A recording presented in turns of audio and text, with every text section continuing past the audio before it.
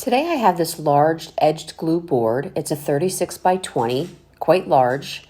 If you go in Lowe's in the back, they have many different sizes to choose from, and you can use it for various DIY projects. It's a nice board, and I like it because it just took a really mild sanding and it was ready to go. And I am now applying white weizhou primer because I did not want any of the pine knots to show through at the end. And I knew I wanted a dark background. I wasn't sure if I should go with the brown or the black, so I decided to just mix the two. To pick one or the other is fine. You do not have to do what I'm doing here. I just decided to mix them together. And I'm creating a sign for my bedroom above my bed, as my bedroom is very white and there's large space that I needed something large. So I decided to create it. And now I'm using some deep turquoise, which is a beautiful color from weizhou.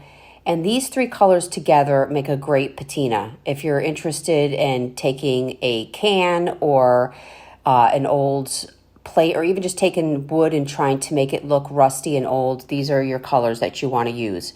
So now I'm taking my brush and I'm dabbing it to give some texture. This texture will show through in the end product. And now I'm grabbing my salt wash. You guys normally see me use joint compound when I know I'm painting over something, but if I want color, I'm going to use salt wash. There is instructions on the back of the can. I don't use instructions. I just kind of put it in till I get the texture that I'm looking for. And I'm looking for my paint to be on the thicker side and not just drip off my stick easily, probably like a cake batter.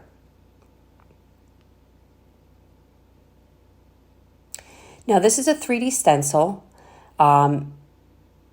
It's one of my favorites, mostly because of the design. It's called Distressed Lace. And I did get this from Redesigned by Prima. I'm not sure if they still have this available, but I do use pretty much any stencil with this technique. This 3D stencil is quite large, and see how pretty that is. And it is probably meant for walls. And I use this a lot on my furniture. This entire technique I'm showing you, you can apply to furniture, and you can really use any color combination you'd like. I knew I wanted my board to have texture kind of going around the frame. It was so flat and I just wanted to bring interest to it. Another good reason to use raised stencils. If you're working with older furniture, it's a great way to mask imperfections. It's a great way to mask maybe some veneer that's missing. So salt wash is a great product. I encourage you guys to have it in your workshop. It's not that expensive and it lasts a very long time. So now I waited for this to dry. And once dry, I added some more of the dark brown and the blacks randomly around my raised stenciling, because I didn't want all just blue to show through in that area.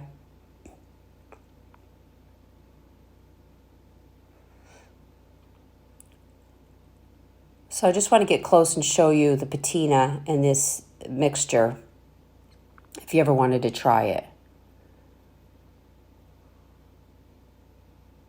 That deep turquoise makes a great aged, rusty look. So my bedroom is white, so here we're going. We're going to cover the whole thing with white.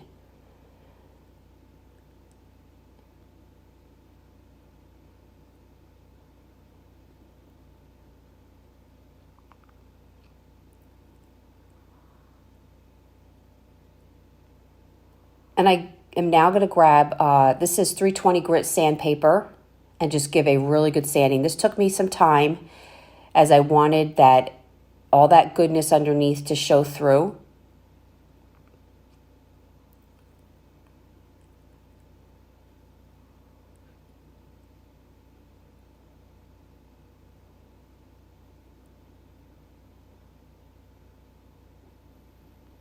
And now I'm going to apply this stencil from Studio R12. It's a great company with some great stencils. They have a lot to choose from. And this one was perfect for what I wanted to do. And this is 1 Corinthians 13:4. And it's the scripture that says, love is patient, love is kind, and all that other good stuff. And I'm measuring out.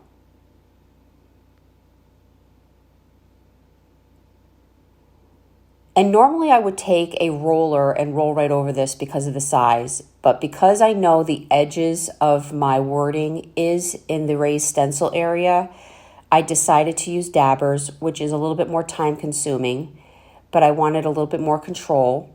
I had a large dabber for my love, which was the large words, and then a smaller one for all the small words. And I just took my time going through, very dry application.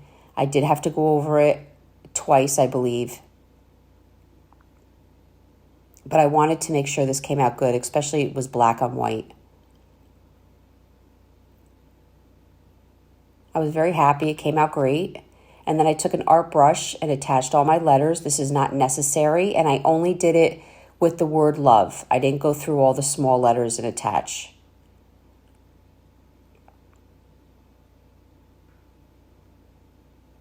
Now, once this was done, I grabbed a 120 grit sandpaper and decided to get a little bit more serious with some areas. I wanted more of the underneath to come through, and I just avoided my letters and really dug around just to get down to that black. And now I'm taking some lemon verbatim salve and my 2-inch foam brush. And this is going to be my top coat. The 2-inch foam brush works great because it has the long bristles. So especially when I'm dealing with something with texture or grooves, this brush just gets right in there without any effort. And then you're just going to take a nice cloth and wipe it all back. And this is how I store my brush. I just wrap it in a paper towel or saran wrap to keep the bristles in good form. And I just put it back in a Ziploc baggie. And that is designated for all my salves. I do not wash mine.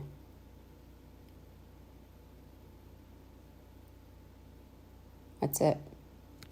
Guys, I really hope you enjoyed this video. For more tutorials, go check us out on YouTube. All paint products and brushes can be found at chalkitupfancy.com. Here's a close-up. I wanted to show you nice and close how this came out. Thank you so much for watching, and have a great day. And again, the stencil was at Studio R12. Thank you.